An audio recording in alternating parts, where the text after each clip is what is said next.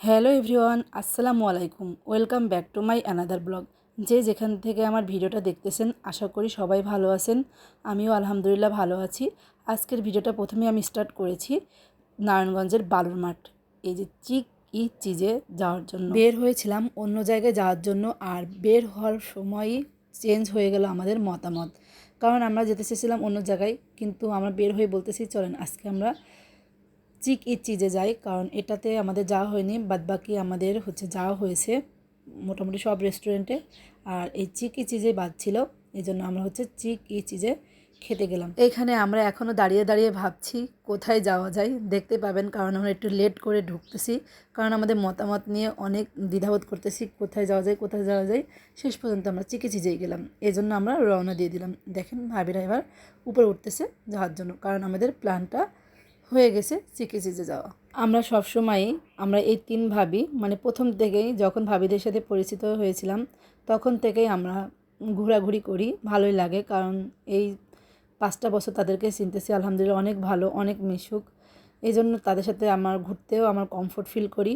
এই জন্য তারাও যেখানে যায় সেখানে আমাকে জানায় যে ভাবি আজকে ওখানে যাবেন, এখানে যাবেন। আমিও বলি চলেন যাওয়া যাক, কারণ জীবনে ঘোরাঘুরি ছাড়া কি আছে বলেন। ভালো থাকতে হলে মাঝে মাঝে একটু ঘুরে বেড়ালে মনটা ফ্রেশ হয়। অনেকে বলতে পারেন ঘোরাঘুরি করার জন্য কিন্তু টাকা লাগে। হ্যাঁ, টাকা লাগে, কিন্তু আপনার সাধ্য মতোই আপনি ঘুরবেন। জীবনেতে অনেক টাকা ইনকাম করতে পারবেন, কিন্তু এই যে বয়সটা, যে ঘোরাফেরা করার, মাইন্ডটা ফ্রেশ করার, এই বয়সটা কিন্তু আর পাবেন না। কারণ বুড়ো বয়সে সেই সময় আপনারা বিভিন্ন শরীরের রোগ বালাই নিয়েই ভুগবেন, তখন আর বের হতে মন চাইবে না। কারণ এই বয়সটাই হচ্ছে পারফেক্ট সময় আপনার ঘুরে বেড়ানোর।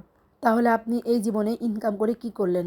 যদি আপনার টাকাটা একটু আপনার নিজের এন্টারটেনমেন্টের জন্য খরচ না করেন, তাহলে আপনি কোনো কিছুই করতে পারবেন না জীবনে। আমি মাঝে মাঝে ভাবি, আমি এই যে ভালোই ঘুরি, কিন্তু আমার মাইন্ডটা ফ্রেশ থাকে, কারণ আমি নিজের দিয়ে বুঝি। শোনেন, সবার ফ্যামিলিতেই ক্রাইসিস আছে, টেনশন আছে, হতাশা আছে, কিন্তু এই নিয়ে কিন্তু প্রত্যেকটা মানুষেরই জীবন। কেউ বলতে পারবে না আমার ফ্যামিলিতে প্রবলেম নাই, কিছুই নাই, কিন্তু সবারই প্রবলেম আছে। কিন্তু তারও মাঝে নিজেকে, বিশেষ করে নিজেকে ভালো রাখার জন্য, নিজেকে নিজের এন্টারটেনমেন্টে দেওয়ার জন্য অবশ্যই ঘোরাফেরা প্রয়োজন। আপনি রেস্টুরেন্টে না যান, আপনি বিভিন্ন খেলার মাঠ বা কোনো পার্ক, যেটা আপনার ভালো লাগে, আপনার মাইন্ডটা ফ্রেশ হয়, সেখানে যান। রেস্টুরেন্ট বলে কিন্তু কথা না। আমার কথাগুলো যদি আপনাদের খারাপ লাগে, প্লিজ মাইন্ড করবেন না, কারণ আমার এই কথাগুলো আমি আমার মন থেকে বলতেছি, কারণ জীবনে তো উত্থান পতন আসেই না, এই জন্য কথাগুলো বললাম আর কি। ছোটোবেলা থেকেই একটা কথা শুনে আসছি, সেটা হচ্ছে time and tide wait for none, কারণ সময় এবং স্রোত কারোর জন্য থেমে থাকে না। এই জন্য এই সময়টা আপনি কাজে লাগান আপনার নিজের ভালো রাখার জন্য।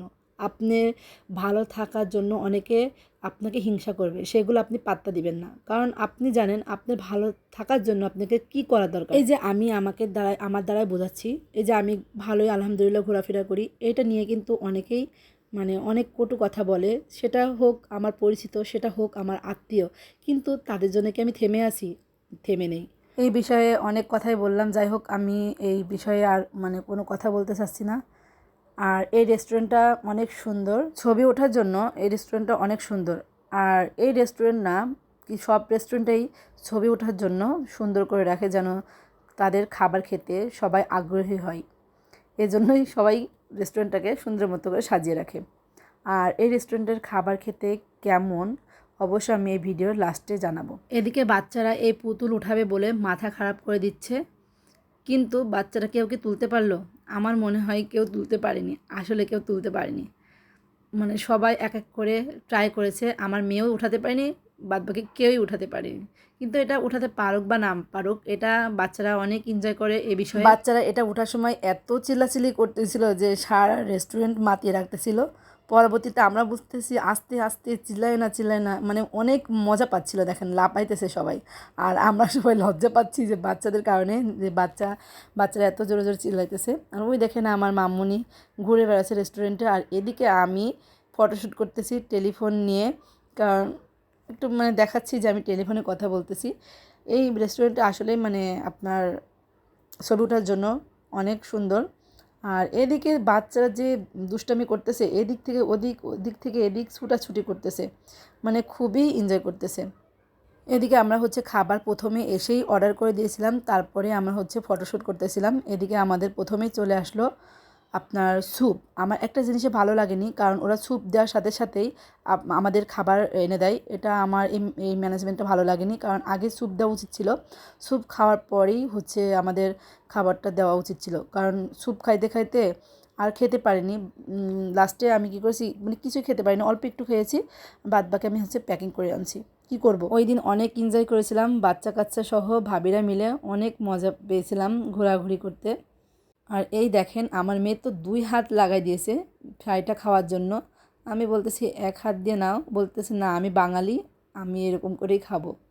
দেখেন অবস্থা, এই যে আমরা সবাই মিলে খাইতেছি।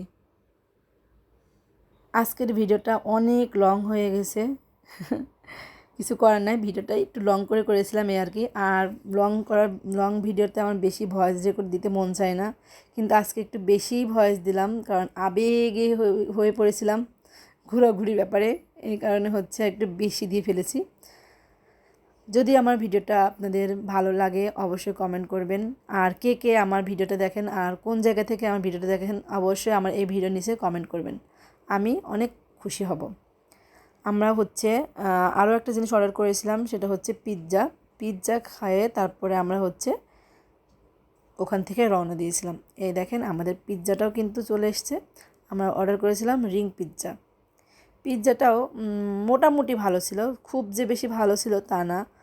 আর এই যে দেখেন আমি পার্সেল করে নিয়েছি, খেতে পারিনি, কারণ মেয়েও খেতে পারিনি, কী জানি কী হয়েছিল ওই দিন। আর এই দেখেন আমাদের এখন বিল দেওয়ার পালা। এখন আমরা বিল দিয়েই চলে যাব আমাদের বাসাতে। আর ভিডিওটা আপনাদের কাছে কেমন লেগেছে অবশ্যই কমেন্টের মাধ্যমে জানাবেন। আজকের ভিডিওটা আমি এখানে রাখতেছি, ততক্ষণ পর্যন্ত আপনারা ভালো থাকবেন, সুস্থ থাকবেন।